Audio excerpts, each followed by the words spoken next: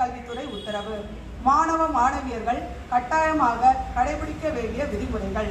காலை 9:15 மணிக்குள் பள்ளிக்கு வருகை புரிய வேண்டும். மாணவர்கள் லோக்கி பேண்ட் அணியக்கூடாது. நீளமான அரைக்கை சட்டையை மாணவர்கள் அணிய வேண்டும்.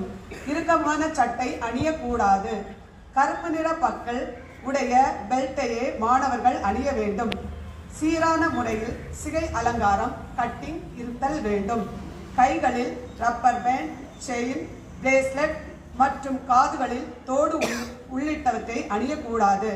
பெற்றோர் கையொப்பத்துடன் வகுப்பாசிரியர் முன் அனுமதி பெற்று தான் விடுமுறை எடுக்க வேண்டும். மாணவர்கள் தங்கள் பிறந்த நாளின் போதும் பள்ளி சீருடையிலே பள்ளிக்கு வர வேண்டும். மாணவ மாணவியர் கட்டாயமாக மொபைல் போன், பைக் உள்ளிட்டவற்றை பள்ளிக்கு கொண்டு வரக்கூடாது. நகங்களை முறையாக வெட்டி சீராக வைத்திருக்க வேண்டும். மாணவர்கள் அனைத்து பள்ளி நாட்களிலும் சீருடையில் தான் பள்ளிக்கு வருகை புரிய வேண்டும். எனவே மாணவர்கள் அனைவரும் இந்த விதிமுறைகளை கட்டாயமாக பின்பற்றுமாறு அறிவுறுத்தப்படுகிறது.